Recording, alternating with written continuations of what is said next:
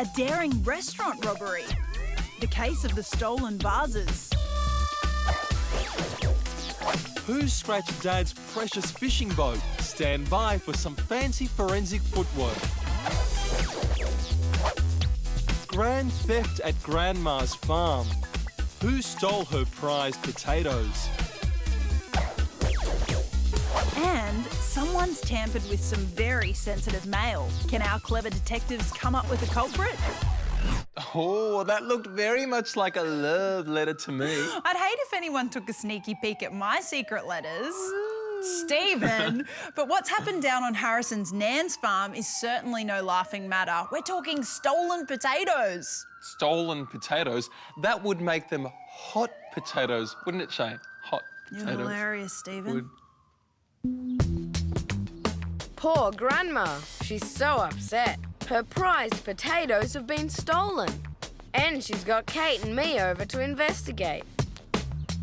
She had a whole basket full, but now there are only 2 left. So how are we going to find out who did it? The soil's slightly damp, so Grandma's just dug them up. That means the theft must have happened this morning.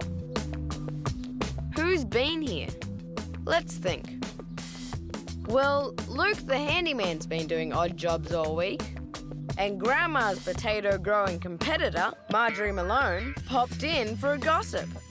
Then there's Grandma's bowls partner, Old Frank. He dropped by this morning.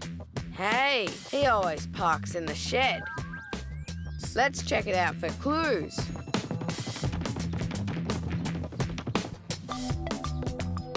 Okay, don't know what we're looking for, but... shopping. Over here. Must be Old Frank's groceries. And there are potatoes. He wouldn't steal from Grandma, would he? But we'll keep this as Exhibit A. Come on, let's go visit Marjorie's veggie stall. During the Alaskan gold rush in the late 19th century, potatoes were worth their weight in gold. They contain lots of healthy vitamin C, so miners traded their gold for potatoes.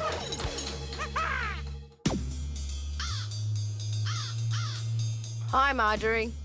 1 potato, please. That's Exhibit B. Bye. Okay, we'll deal with Luke the handyman later. But first, some potato analysis.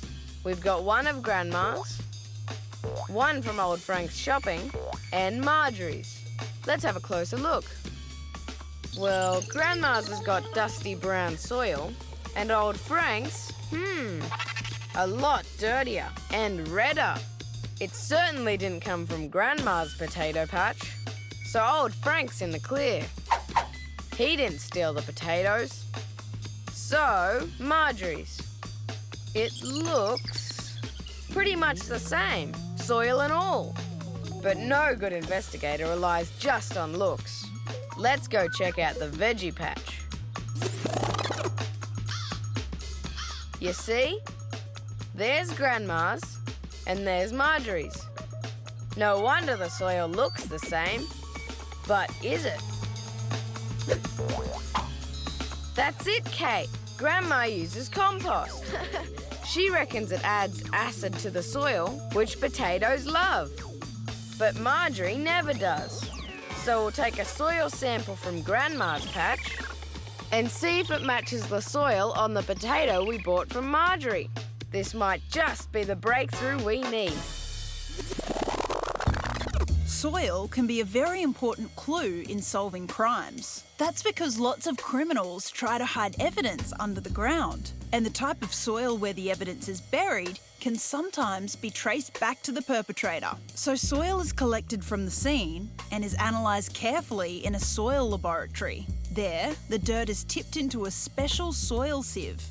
A heater is put on top, and the soil is dried. All the tiny bits and pieces then fall through into this preserving liquid. Sometimes forensic scientists find surprising things in the soil, like little maggots. These are all vital clues that could lead to the capture of a dangerous criminal. So what exactly are you up to again, Steve? I'm dusting these potatoes. Like dusting for fingerprints? No. I'm collecting the dust and the soil and whatever else I can find. Why? Because I'm trying to trace these potatoes right back to where they came from. Oh, well, I could tell you that. Yeah, you can? Yeah, they came from the ground. That's where potatoes grow, and that's why they're dirty. Yes. Thank you, Shay, I know. But where exactly? Oh, yeah, I don't know that, but I do know who can find out. Who? Harrison and Kate. Someone's stolen Grandma's prized potatoes. And our best lead so far is soil. That's cleared old Frank, leaving Grandma's competitor Marjorie and our handyman Luke as prime suspects. Now to see if Grandma's soil matches the dirt on Marjorie's potato. First, let's confirm that Grandma's soil is acid. A little water, and Kate can add a bit of baking soda. Whoa, bubbles. Yep, acid soil for sure. Now the soil from Marjorie's potato. If it's acid, we'll know it came from Grandma's patch. No reaction at all. This potato really is Marjorie's. So she didn't steal Grandma's spuds. She's off our list. Which leaves Luke the handyman. We've got some more investigating to do. Aha! He's still on the job. Hey, that's unusual. Why is his toolbox covered? Let's sneak a peek. Oh, what? Grandma's missing potatoes. Luke, how could you? Luke has some serious explaining to do, and he was found out by good old-fashioned detective work, the logical elimination of suspects, and some clever soil forensics, which prove that different soils can have a very different chemical composition, even though they look identical. Luke said he was sorry and returned all the potatoes, which is great for us because we get to share Grandma's top-notch potato salad. It's the perfect reward for a crime-fighting duo. Yep, well deserved. There's nothing better than a big bowl of Grandma's mouth-watering potato salad. Oh, that's for sure. Much better than being off your food and stuck at home with a runny nose, like poor Imogen. I feel dreadful. Worse still, I'm too sick to go to Dean's party. And I've got a huge crush on him. We've been sending each other secret notes, but no one knows. Oh, here's Emma and Kate. Thanks. Lemon and honey. Perfect. And they've got a big envelope for me. What? Imogen loves Dean? Someone's found out. Whoever it is must have been intercepting our love letters. They were supposed to be top secret. Who'd do such a thing? Well, Kate and Emma love to be up to date with who likes who, and Joff's a bit of a trickster. So they're my busybody suspects. Right, I'll get my buddy Sachin to help me catch the culprit. Together we'll set a trap. Okay, I'll pretend to write a top secret note to Sachin and we'll see if it gets intercepted. Joff can play postman and I'll soon find out who the sneaky envelope tamperer is. Did you know that the ancient Babylonians were the first to use envelopes? They wrote their letters on clay tablets, then baked another clay envelope around them to keep the message inside a secret. Excellent. Sachin got my letter. Yep, and it looks as if it's been tampered with. Okay, buddy, time for some envelope forensics. Yep, it's definitely been opened. Look, there's a tear. It should look like this. See? The edges are all straight, with a bit of a gap on the flap. But this one's totally stuck down, apart from the obviously torn bits. And look, glittery glue. That's a dead giveaway. All we need is to find out whose it is, and we've found our culprit. What are you doing, Shay? It looks mighty suspicious. Well, if you really must know, I'm trying to open the envelope without damaging it. Shay, I'm shocked. Haven't you learned anything from Imogen's story? And that letter wasn't even sent to you. Actually, it was. Oh, OK, well then why don't you just open it? Well, it's complicated. I want to know what's inside, but I don't want the person who sent it to know that I know, because then if they know, then everyone will know. I don't get it. Well, it's obviously a love letter, and if I officially open it, then I'll know who loves me. And if you unofficially open it, it doesn't matter. Yeah, exactly. This is way too complicated for me. I have a solution, though. Stephen, what are you doing? That letter is private. Imogen would understand. Someone's intercepted my secret love letters. I suspect Kate, Emma or Joff, and the glue they used is going to show me who's guilty. Right. They all keep their glue here. Joff's, Kate's and Emma's. OK, let's have a look at Kate's. Obviously no glitter. So she's off the list. Let's try Joff's glue. No glitter either. He's in the clear as well. Looks like it must be Emma. And her glue is a perfect match. Red glitter galore. We've found our sneaky envelope tamperer.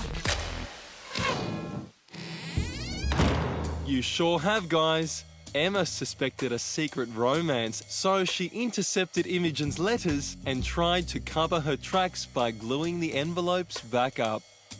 But she was caught out by clever detectives who observed telltale tears in the envelope flaps and traces of glitter glue on the seal.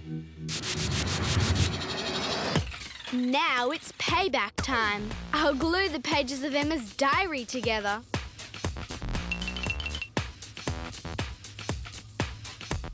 That will stop all sorts of secrets getting out. The worst thing about having a family restaurant is that everyone has to help. I'm on serviette duty. Zoe's doing flowers. More vases? Okay. What? There should be lots up there. They must have been stolen. They were definitely here this morning. Nobody's been here except the staff.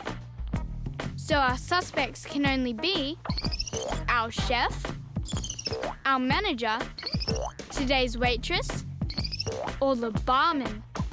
But how do we work out which one? Whoa! There's a lucky break. A button. Got to be a clue. And it rules out the waitress for sure. They only have white buttons. So we'll cross her off the list. But all the others are wearing black buttons. The tables will have to wait. Our top priority is finding the vase thief. One French vase was so valuable it was stolen 7 times. But every time, the vase was recovered and the thieves were caught. And every time, the unlucky vase robbers went to jail. Okay, Zoe, grab the magnifying glasses. We'll take a closer look at the crime scene. Aha! Zoe spotted a suspicious-looking splodge. Let's have a look.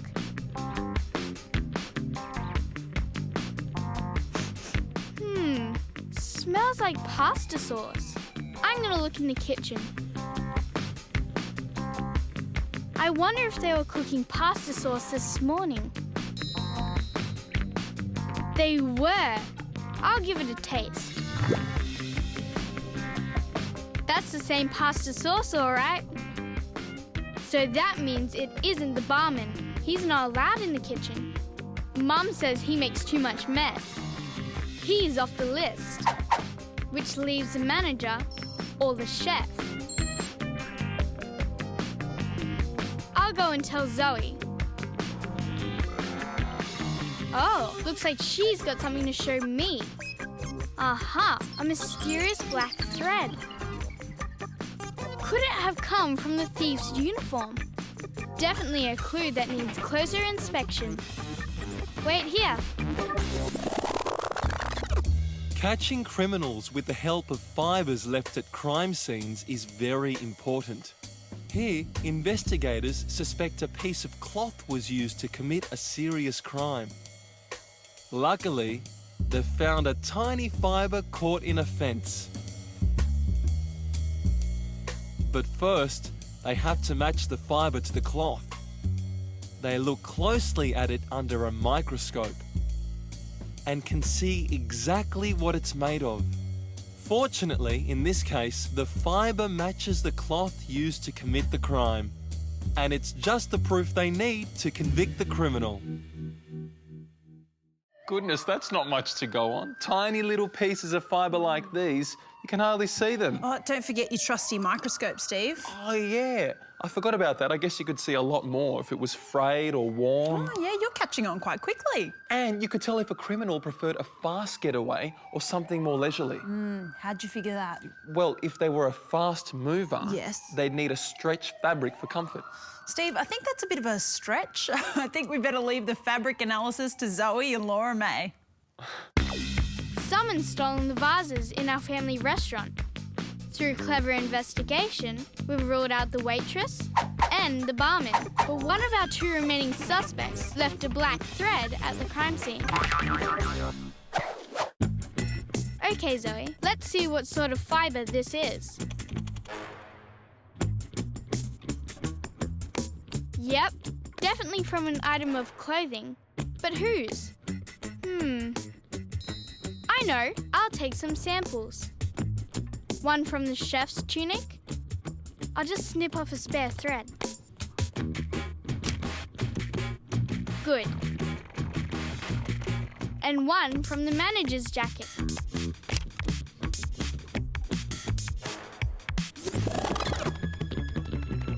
First, we'll compare the thread from the jacket with the thread at the crime scene.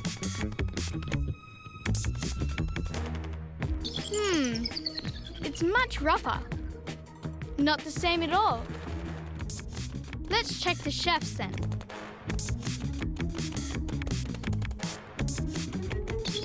Wow, an exact match. Have a look, Zoe. Identical. We've found our vase thief. It's the chef. Well done, girls. The chef snuck in while no one was looking. She'd have stolen all the vases if she hadn't been disturbed at the last minute. But in her haste, she left a pasta splodge and caught her uniform on the basket. But unluckily for the chef, Laura-Mae and Zoe found her out thanks to some totally cool investigation. The sharp-eyed crime busters found a suspicious fibre at the crime scene and cleverly matched it with a thread from their suspect's clothing, just like real detectives do. We're celebrating a crime well solved. And with the chef gone, Mum's back in the kitchen and she says we can choose anything we want from the menu. I think it's got to be the lobster, don't you? Yum, you can't beat a slap-up lobster dinner prepared by a top-class chef. Sure beats catching and cooking your own, but some people actually love getting up really early and going fishing. Yeah, I sure do. Really? Yeah. Well, you're not on your own, Shay. Jed and Imogen wouldn't miss it for anything.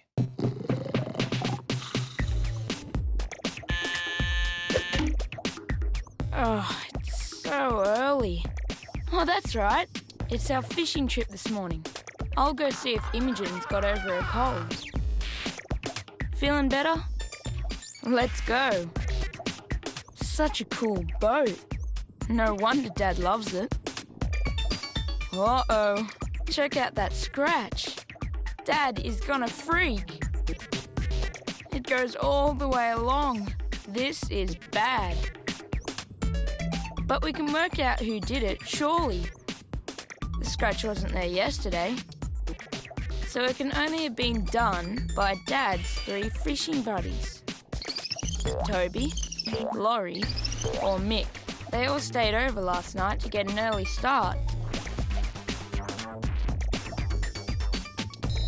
Hey, Dad's security camera. We can go and check the tape and we'll have this boat scratcher caught in no time. Lobsters are helping scientists make scratch repairing paint. A chemical called chitosan from their shells is mixed in. And in sunlight, the super paint spreads over the scratch all by itself. Okay, let's see what we've got. Rewind it, Imogen. Oh, there's someone. They're doing something. Looks more like polishing than scratching. Okay, whiz forward.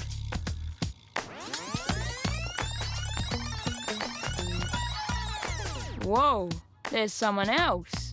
Back it up. Ah, it's Mick. He was getting the toolbox and walking well clear of the boat. So Mick didn't scratch it, which leaves Toby and Laurie. Let's see if they came by. Whoa, rewind.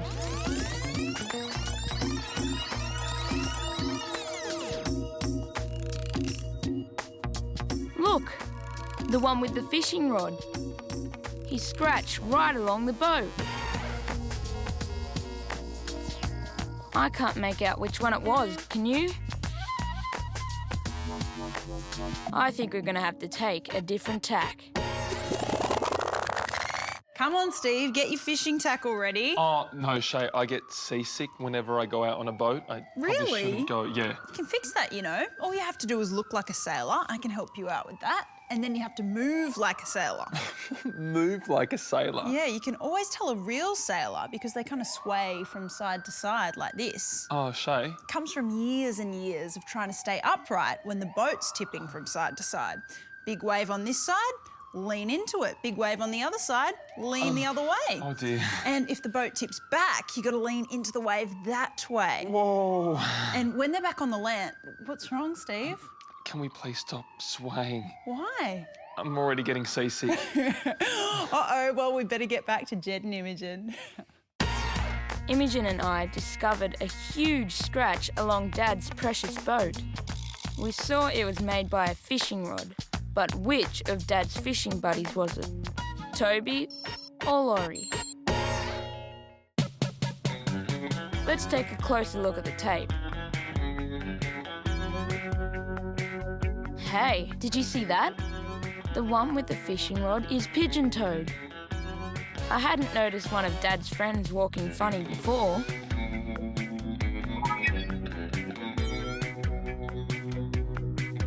Did you see? His feet point inwards.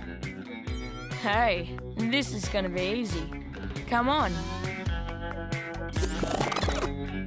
Right, we'll just wait till they walk by and we'll know who we're after. Here's Toby. No, his feet are straight. So Toby wasn't our boat scratcher. He's in the clear. So it must have been Laurie. Hard to believe, but here he comes. Whoa, I told you this was gonna be easy. Totally pigeon-toed. No doubt about it. Laurie scratched Dad's boat. Top work, team. Spotting the difference in how Dad's fishing buddies walked was a brilliant idea. Forensic experts do exactly the same thing. By observing how suspects walk and the pressure patterns left by their feet, investigators can identify which suspects were at a crime scene and which ones weren't. Dad really was as cranky as we thought and sent his fishing buddies packing, which was good news for us. Much more room in the boat and much less competition for the fish. I knew those two would get to go fishing in the end, and if they catch fish as well as they catch crims, they're in for a real haul. Yep, and we'll be back catching lots more criminals next time. Bye.